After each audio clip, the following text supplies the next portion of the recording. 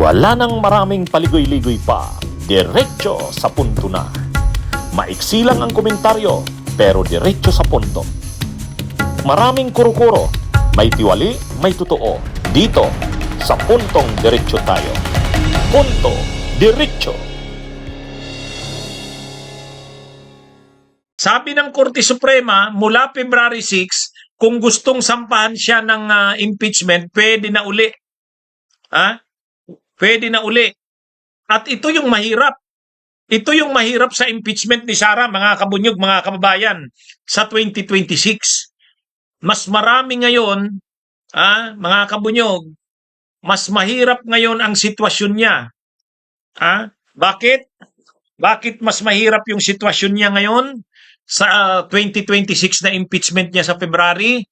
Una, karamihan ng senador hindi na kanya. Baliktad nitong nakaraan. Nitong nakaraan, sila Chis Escudero, kontrolado nila ang liderato ng Senado.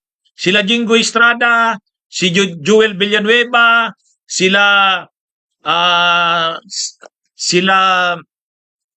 Alan Peter Cayetano. So dati, ang Senado ay hawak ni Sara Duterte.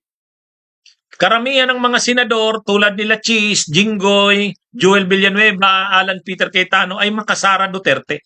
Kaya napigilan nila yung impeachment ni Sara.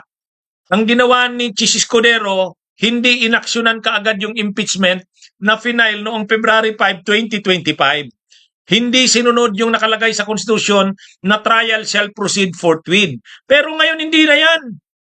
Hindi na yan. Ang Senado ngayon ay hindi na maka-Duterte. Sila Senate President Soto, sila Ping Lacson, sila Risa Hontiveros, si Risa Hontiveros, Deputy Majority Floor Leader. Si Ping Lacson, ano yan? Senate President pro tempore. Di ba? Wala na. Ang Senado ngayon, itong Senado ngayon sa 20th Congress na Senate, wala, hindi ito makasara Duterte. Pangalawa, ang ombudsman noong sinulong yung impeachment ni Sara last year ay si Martires. Si Martires ang ombudsman noon. Ngayon wala na. Ang ombudsman ngayon ay si Boying Rimulya. Bakit importante ang ombudsman sa impeachment? Makakatulong yan pag-produce ng mga ebidensya. Sino ang kukuha ng mga dokumento ng AMLAC? Ombudsman yan. At once na makuha yan ng ombudsman, pwede nang ibigay ng ombudsman sa mga miyembro ng Kamara na magsusulong ng impeachment. Kaya yung Senado ngayon ay pag sinulong ang impeachment ni Sara, aaksyonan agad yan ng Senado. Ang ombudsman ngayon ay hindi yan makasara Duterte. Hindi tulad noon. Kumbaga noon kasi mga kabunyog, mga kababayan, lahat kakampi ni Sara maliban sa Kamara. Yung ombudsman noon hindi katulong ng Kamara sa impeachment ni Sara kasi si Martires yun. Yung Senado noon, makasara Duterte. Ngayon hindi na. Hindi na ngayon yan. Di ba? Kaya nararamdaman niya ni Sara. Nararamdaman niya ni Sara. Iba itong impeachment sa February. Kung isusulong yung impeachment sa February, mahihirapan sila Sara na pigilin yan. Kasi yung Senado, hindi nila hawak yan. Ang ombudsman, hindi nila kakampi. Di ba? Tingnan nyo yan. Ombudsman, Senado, yan. At ang isa pa dito, ang malinaw dito, mag-i-eleksyon na sa 2028. Kaya sisiguraduhin ng grupo ng Marcos, ng kampo ng Marcos, na hindi makatakbo si Sara sa 2028. Kaya talagang ipipilit na yung impeachment sa 2026. Ipipilit yan. Pipilayan yan si Sara para hindi maging kalaban sa 2028. Kailangan niyang madesisyonan sa 2026. Nakikita nyo na mga kabunyog, mga kababayan.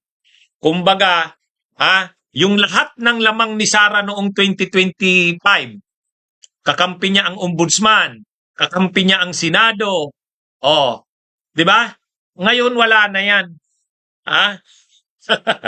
Kaya mga kabunyog, mga kababayan, wala sa side ni Sara ang yung mga bagay na nakatulong sa kanya noon para hindi maisulong ang impeachment. Ano ba yung nakatulong sa kanya noon? Hindi inaksyonan ng Senado. Dinilay ni Chis Escudero. Sinuportahan siya nila Jinggoy. Sinuportahan nila Cayetano. Sinuportahan nila Joel Villanueva. O ngayon wala na yan. Wala na. Ang tanong, makalusot pa kaya sa Kamara ang impeachment? Yes! Yes! Unang-una, may magsusulong pa kaya ng impeachment? Yes! Sino ba ang mga nagsulong ng impeachment noong 2025? Ay di ba Akbayan sa Mamayang Liberal, Tindig Pilipinas? Pangalawa, yung Makabayan Black. O, pangatlo, yung mga clergy.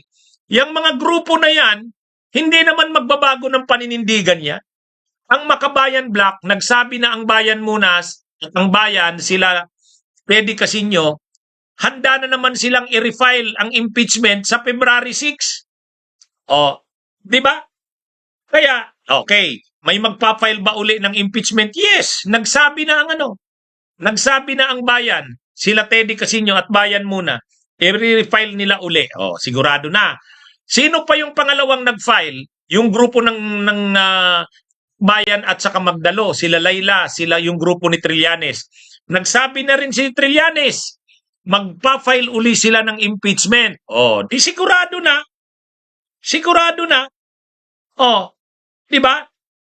Ibig sabihin, yung mga nag-file ng impeachment nung nakaraan, nandyan pa rin.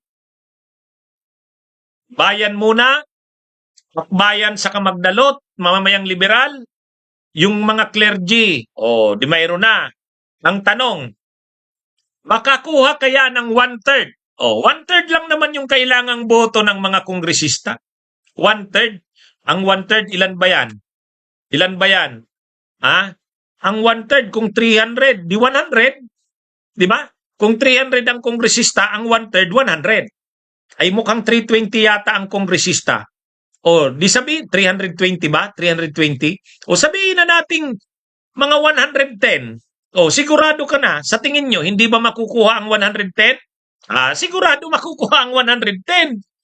Noon nga, ang nakuhang boto ay endorsement kay Sara ng impeachment ni Sara, 200 plus.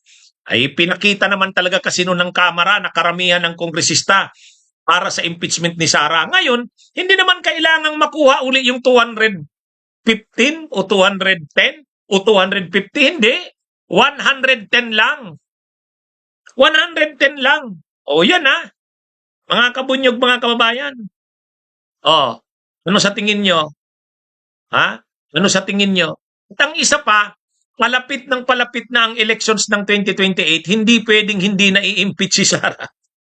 Kailangan na yung ma-impeach para mapilayan bago ang 28. So yan na. Okay? So, ano ba ang pinakauna? Una muna, mga complainant, yung magpa-file ng impeachment, mayroon na. Bayan muna, Akbayan, Magdalo, nandyan pa rin. Pangalawa, makuha kaya ang endorsement ng 1/3 ng Kongreso, Kamara? Yes. Pangatlo, ang pinasa sa Senado, aksyonan kaya kaagad ito ng Senado? Yes. Kasi sila Soto at Lacson ang liderato ng Senado. Sila Risa Hontiveros. Hindi ito tulad nung panahon na ang mga leader ng Senado ay tao ni Sara Duterte. Yan mga kabunyog, mga kababayan. Malinaw. At noon, hindi katulong ang ombudsman. Ngayon, katulong ang ombudsman. Tutulong ang ombudsman para sa mga ebidensya. Di ba? Mga kabunyog, mga kababayan. Bunyog, bunyog, halikan na kasama ka. Bunyog, kapag buklod ay may pag-asa. Luzon, Visayas, Mindanao, isa ang pananaw.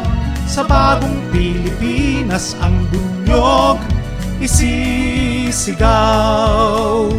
Bunyog.